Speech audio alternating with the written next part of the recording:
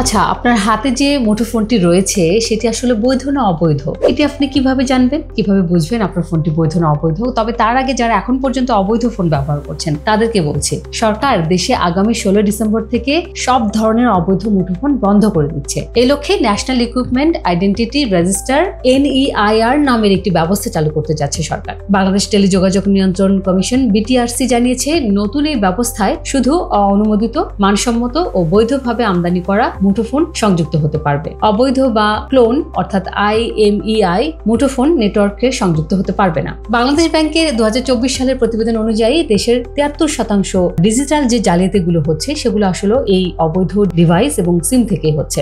NEIR চালুর মাধ্যমে তা কমিয়ে আনা সম্ভব হবে। তাছাড়া অবৈধ মুঠোফোন হ্যান্ডসেটের কারণে প্রতি বছর সরকারের প্রায় 500 কোটি টাকার রাজস্ব ক্ষতি হচ্ছে। তাহলে প্রশ্ন হচ্ছে, নতুন মুঠোফোন কেনার আগে কি করবেন? BTRC জানিয়েছে 16 ডিসেম্বর থেকে যে কোনো মাধ্যম থেকে মুঠোফোন কেনার আগে অবশ্যই তা বৈধতা যাচাই করে নিতে হবে। পাশাপাশি মুঠোফোন কেনার রসিদ সংরক্ষণ করতে হবে। মুঠোফোন বৈধ হলে তা স্বয়ংক্রিয়ভাবে NEIR ব্যবস্থায় নিবন্ধিত হয়ে যাবে। এখন আসুন কিভাবে জানবেন মুঠোফোনটি বৈধ কিনা। উপায় নাম্বার 1, মুঠোফোনের মেসেজ অপশনে গিয়ে KYD লিখে স্পেস দিয়ে আপনার 15 ডিজিটের যে IMEI নাম্বারটি রয়েছে সেটি লিখবেন। উপায় 2, IMEI নাম্বারটি লেখার পর 16002 নম্বরে পাঠিয়ে দিতে হবে। উপায় 3, ফিরতি বার্তার মাধ্যমে মুঠোফোনের বৈধতা সম্পর্কে আপনি জানতে পারবেন। আচ্ছা, তাহলে বিদেশ থেকে কেনা বা উপহার পাওয়া মুঠোফোনের নিবন্ধন কিভাবে হবে? সেটির উপায় আছে। বিদেশ থেকে ব্যক্তি পর্যায়ে বৈধভাবে কেনা বা উপহার পাওয়া মুঠোফোনে প্রাথমিকভাবে নেটওয়ার্কে সচল হবে। খুদে বার্তার